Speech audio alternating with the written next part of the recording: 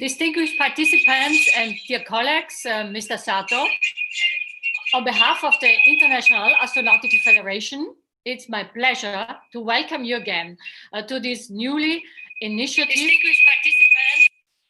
the IAF GNF Space Conversation Series. After the outstanding success of the IAC 2020, the Cyberspace Edition, where we had a record number of 13,600 people registered, we are very happy to continue offering a rich program free of charge to all the IAF community worldwide. Despite these challenging times and in line with its motto, connecting all space people, the Federation is determined to play a unifying role that goes beyond the Cyberspace Edition of the IAC.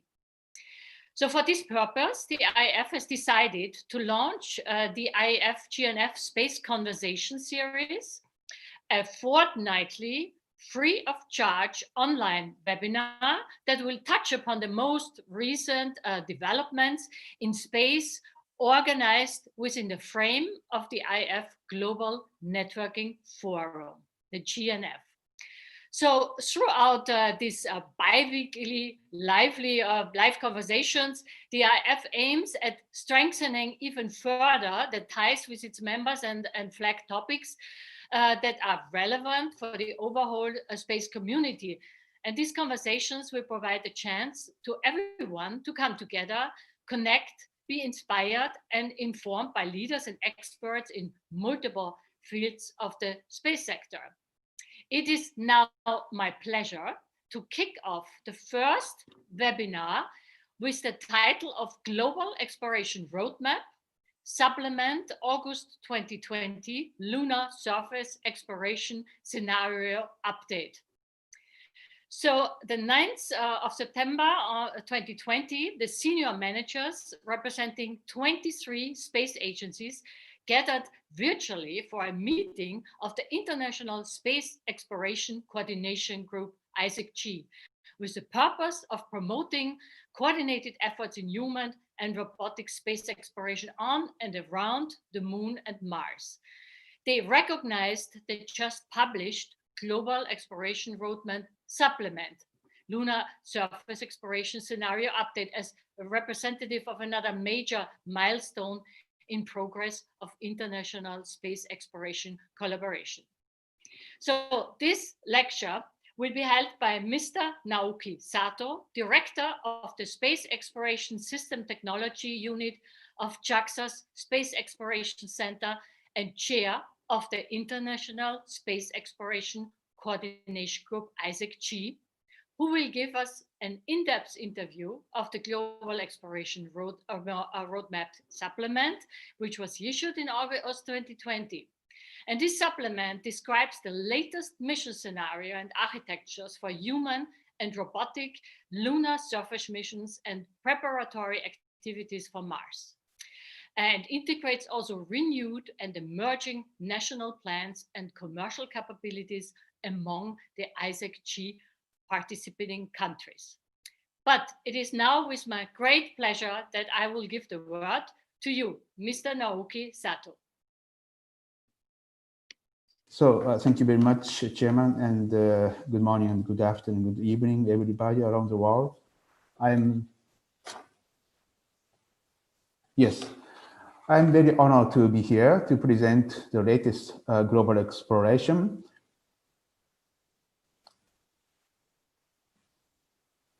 I'm Naoki Sato. I've been the chair of the ISECG for 2.5 years until the last month.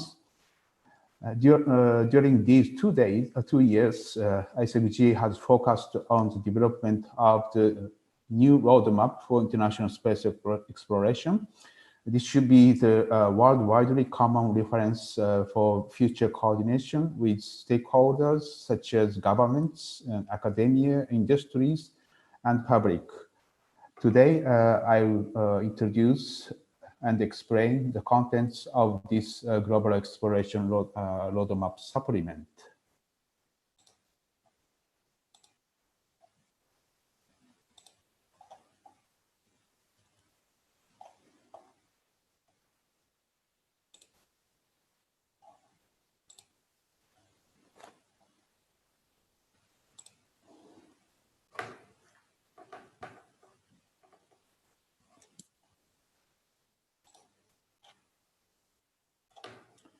Okay, I hope you can see my top chart. Okay. So first of all, I'd like to introduce the ISECG, International Space Exploration Coordination Group. ISECG is a non-political agency coordination forum of 25 space agencies. ISECG, we are working collectively in a non-binding, consensus-driven manner towards advancing the global exploration strategy by discussing interests, objectives, and plans in space exploration, and facilitating collaboration and supporting promotion of interest and engagement in space exploration activities throughout society. We have been working on developing global exploration roadmap, GER, since 2011. The GER supplement published on this August 2020 is a supplement to the GER published in January 2018. This chart shows the map of the ISECG participants. Currently, we have 25 space agencies around the world. Dotted circle shows the newly participated agency since 2018, which is 9. We are getting bigger and bigger. This chart,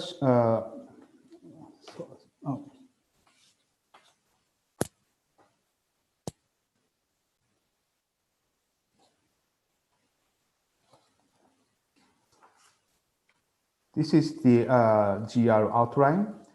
As objectives expected, we are expecting this is to be used for the common reference of the International Space Exploration Roadmap and for the dialogue with stakeholders and international or commercial partners to promote collaboration. Contents are the executive summary and the growing global momentum as Chapter 1, and the major updates in the exploration plans as Chapter 2, and the Chapter 3 and Chapter 4 are very key elements of this document, which is the lunar surface exploration objectives and updated the lunar surface exploration scenario. And finally, the Chapter 5 is the talk about increasing industry capabilities.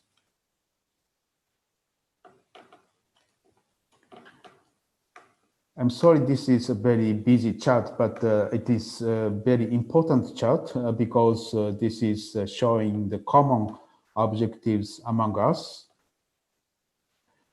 We think that only after the objectives set, we can derive the scenario and architectures. The principle to define these objectives is that the human lunar surface exploration should focus on preparation for human Mars mission and for sustainable activities on the moon. Based on this principle, we identified 12 objectives. First one is to demonstrate the human landing and ascent capability to and from the lunar surface.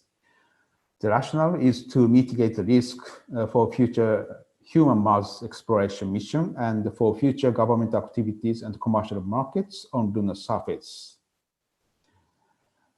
The performance measure target of these objectives is fulcrum. ISECG has already identified high-level goals, such as the expand human presence into the solar system, understand our place in the universe, engage the public, and stimulate economic prosperity, and foster international cooperation. Corresponding to these ISECG goals are also shown in the third column of this table. And the second one is to demonstrate a range of cargo delivery capability to the lunar surface. The rationale is almost the same as the first one. And the major performance measure target is 9 tons for the large elements and 1 ton for the major elements. The third one is demonstrate EVA capability on the lunar surface. The rationale is almost the same. And performance measure target, the target is to develop the reusable EVA systems with reasonably minimum maintenance, including on-site dust management and mitigation capabilities. And the fourth one is demonstrate the human long-range traversing capability on the lunar surface. Rationale is almost the same as the before, and performance major target is 10,000 kilometers in cumulative. And fifth objective is to demonstrate the reliability of human long-duration habitation capability and operational procedure on the lunar surface. And the rationale is almost the same, and the performance target of measure is to up to the 500 days. Sorry. The sixth objective is to demonstrate the crew health and performance sustainability to live and work on the lunar surface for sufficient duration to validate Mars surface mission. And rationale is to understand the human health effects of the low gravity and deep space environment for long duration missions on the Moon and notional Mars crew surface mission. We don't have a specific performance measure target, and we need to comprehensive evaluation for this measure target. And the seventh one is demonstrate the in-situ resource production to utilization, which is called ISRU. The rationale is to expedite sustainability for future human Moon and Mars exploration and to identify future commercial markets on the lunar surface. The performance measure target of this objective is to produce 50-ton propellant per year. And eighth objective is to conduct effective global human robotic cooperative science exploration to perform groundbreaking science. And we are going to accomplish the lunar objectives specified in the ISECG science white paper. And for this one, we also need the comprehensive evaluation for the performance measure target. And the ninth one is to develop the infrastructure such as the power and the communication systems necessary to achieve the objectives for sustained exploration. The performance measure target is to 300 kilowatt for the power system and 1 gigabps the data rate for the communication system. And 10th one is engage the public in general and the youth, in particular with the human robotic lunar surface exploration, by bringing the action to large audiences, making full use of the state-of-art technology. So the performance measure targets of this one is the such as the measuring the positive public attitude toward the lunar surface exploration. For example, 30% agreement will be the performance measure target, but we need to explore the more specific target. And the 11th one is implement new commercial arrangement that stimulates the economic prosperity and foster commercial opportunities. The performance target will be the increasing number of the commercial partners and stakeholders providing critical lunar service year after year. And the last one is to provide a large number of collaboration opportunities for international partners to contribute to the lunar surface scenario. The performance target of this objective is more than 100 nations participation to the lunar surface scenario. Before getting in the architecture or scenario based on these objectives, we needed the principle to drive the architecture and scenario. We think that ISECG sustainability principles, which was already agreed about 10 years ago, should be used for that. Here, those 6 principles, such as affordability, partnerships, human-robotic partnerships, and the exploration benefits, and the capability evolution, and interoperability, and robustness. Considering the fifth principle, which is capability evolution and interoperability, we also set the scenario development approach consisting of 3 phases. The phase 1 is the boots on the moon, to send the human to the moon in 2024 with robotic prospecting mission to support the 2024 goal. Phase 2, lunar exploration and expanding the building phase. We are expecting all the proposed lunar surface objectives will be completed by the exploring the lunar surface diversely and settling at the South Pole finally. This phase 2 is divided into 2 phases, such as phase 2A, which is focusing on the lunar surface exploration objectives 1 and 2 and 3. And the phase 2B is focusing on the lunar surface exploration objectives 4 and 5 and 6. Phase 3 is sustained lunar opportunities. We envisage laying the foundation for the sustaining and vibrant lunar presence in coming decades through partnerships with international governments and academia and industries. In parallel to these activities, the government will shift the investment focus to the support exploring other frontiers, including Mars exploration missions.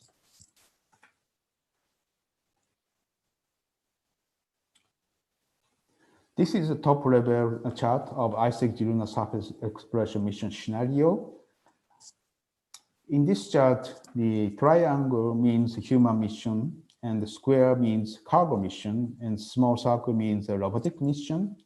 Again, the first human landing in the 21st century will occur in the 2024. After that, human landing mission will take place once a year. This chart shows the detailed mission scenario or roadmap of the phase 1. Basically, target area is the South Pole region. You can see many of the robotic missions by the small circle. Several robotic missions is for the technical demonstration. But the important point is that there are many robotic missions to investigate the water distribution around the South Pole. They are very important missions because water can be game-changing for the future lunar exploration architecture. At the 2024 human mission, we expect 2 crews landing on the moon for 6.5 days stay. This chart shows the detailed scenario for phase 2. In phase 2, many elements will be deployed to achieve 12 objectives, such as the unpressurized rovers, pressurized rovers, cargo landers, power elements, habitation module, and ISRU elements. In the first half of this phase 2A, we are going to stay around the South Pole with several weeks duration missions. In the second half of the phase 2A, we are going to off the pole, such as Schrödinger, Antoniadi, and South Pole Aitken, to maximize the science return and demonstrate the longer traversing capability and longer night survival capability. Then we go back to the South Pole to conduct longer duration habitation capability and full-fledged ISR capabilities toward human Mars mission.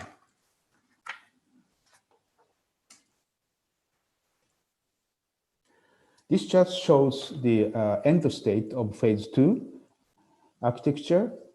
I didn't mention in the previous pages, but we need communication relay systems, as you can see here. And yellow glow shows the candidates' key elements for dissimilar redundancy, which is very important lessons learned from ISS program. This chart represents the future vision of a fully developed lunar economy. We don't know yet when it will be. We'd like to encourage industries in the world to try to achieve such a fully developed lunar economy using demonstrated technologies during phase 1 and 2. In parallel to this transition to the commercial activities, space agencies will shift their investment to the human Mars mission. This chart shows how the lunar surface exploration objectives progress along with the phases. White bar means the objective is not addressed during that phase. Dotted bar shows partial achievement at the phase. And hatched line bar represents a significant achievement at the phase. Dark blue bar means the sustained phase or potentially increased capability phase. For example, the objectives to demonstrate human landing ascent, the partial achievement that is 2 crew instead of 4 will be achieved during phase 1. And the significant full achievement, which is 4 crew, will be achieved during phase 2A. Again, our goal is to achieve all the 12 objectives by the end of phase 2 to support the phase 3 activities, which are human Mars mission and the sustained commercial activities on the lunar surface. Lastly, I'd like to show the ISECG way forward. We will promote of this GR supplement with the agency and also such as the science community and the industry fora to foster the collaboration. And we will further refine of the lunar exploration scenario, including operation concept for crewed and uncrewed period, science exploration scenario and Mars preparatory activities, logistics, and communication navigation architecture. And we'll continue the technology gap assessment, such as nuclear power and propulsion, and ISRU, and so on. And we will assess the scientific opportunities in updated lunar surface reference. And we will further increase the ISECG membership, in particular, reaching out to emerging space countries. And lastly, we will communicate numerous benefits from space exploration that deliver high returns for the invested fund to societies and economies. That concludes my presentation. Thank you for your attention. Thank you, Mr. Sato, for this really interesting lecture and an update of the lunar surface exploration scenario that really captures the latest development in lunar exploration, especially new scientific and technological opportunities from around the globe, and in particular also activities of your new members. You have gained a lot of new members recently, and you are, as I see also in your last slide, you are looking for inclusion of even more members also from emerging countries, which I think is an extremely valuable point. You offered a very comprehensive overview over different phases of lunar exploration, robotic and human, and particular also how sustainable the entire roadmap is. And this offers, of course, fantastic opportunities for many space stakeholders and also provides the basis for extending exploration further into the solar system. So I just wanted to I'll ask you one question, if you could probably state that, because we got some questions on YouTube which asked where the documents of the ISECG might be available, and could you please tell them exactly the website and what they can actually, how they can access more information about the ISECG?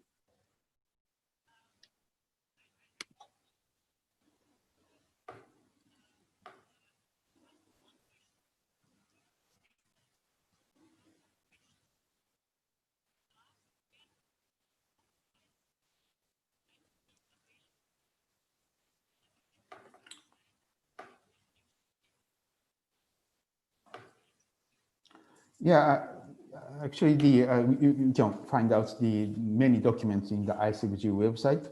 I don't have the precise URL right now, but I think you can search by the URL by putting the keyword ISECG.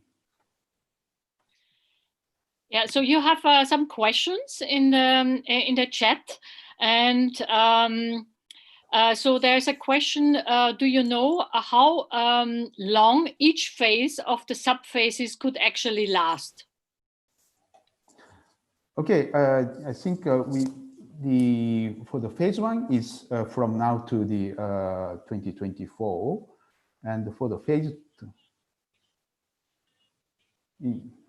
and the phase two will be after the 2025 and until maybe 2035 or sometime, but we don't know the exact time. And there is one more question. I don't know. I think this applies more for Mars. But how are the plans for exploring lava tubes, as potential important zones? Yes, I think the lava tube is one of the options site to be explored by human missions on the surface. And but I'd like to delegate that decision on the scientific community. Yeah, so I would like still to ask you one or two more questions, if you mind, and then we have to close. But you actually mentioned, that you want to involve more of the emerging countries. And so what kind of what can the ISECG actually offer, and how will you actually deal when you are a large group now? I don't know exactly how many countries are now in the ISECG, but many. And if you are, if you are 30, 40 countries, it will be even more difficult to find a consensus.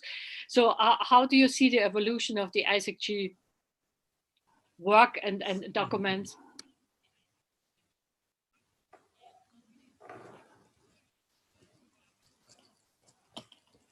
Okay, I think we can offer the many opportunities for emerging countries to participate in the lunar exploration.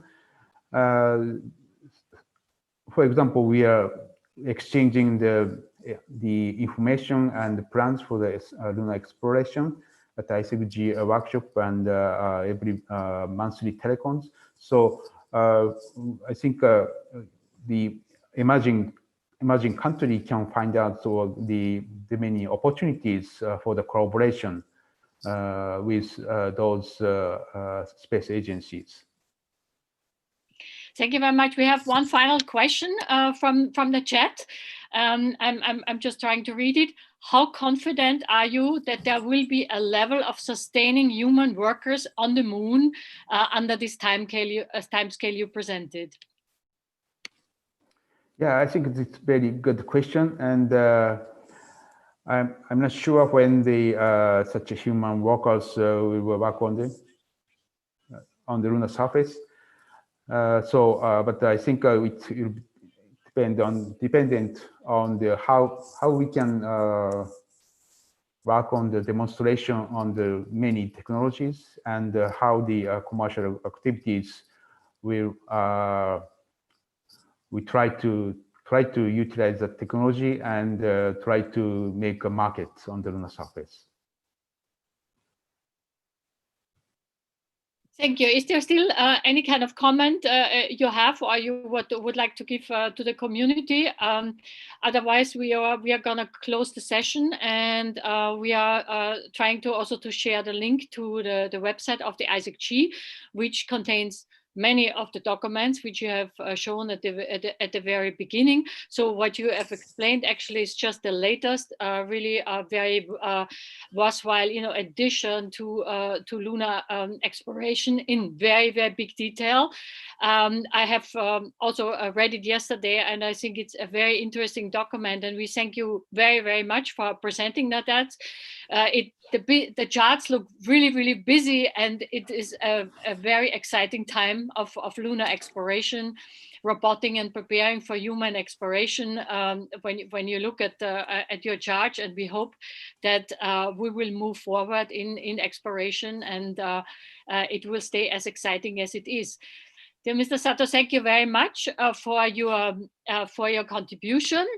And I would like now to thank all of you. It was a great pleasure to see everybody connected again.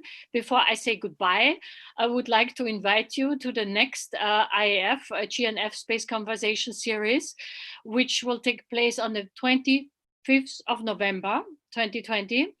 And this time, the newly established IAF Administrative Committee on Developing Country and Emerging Communities, so also something which we discussed today. In short, ACDCEC, so that's very easy to remember. Yeah? This new committee, which was just confirmed, will present the committee's primary objectives with respect to serving the needs of developing countries and emerging communities. And until then, please stay safe and take care of yourself, and see you soon. Thank you very much for giving us this great opportunity to make a presentation on the GL supplement. Thank you very much.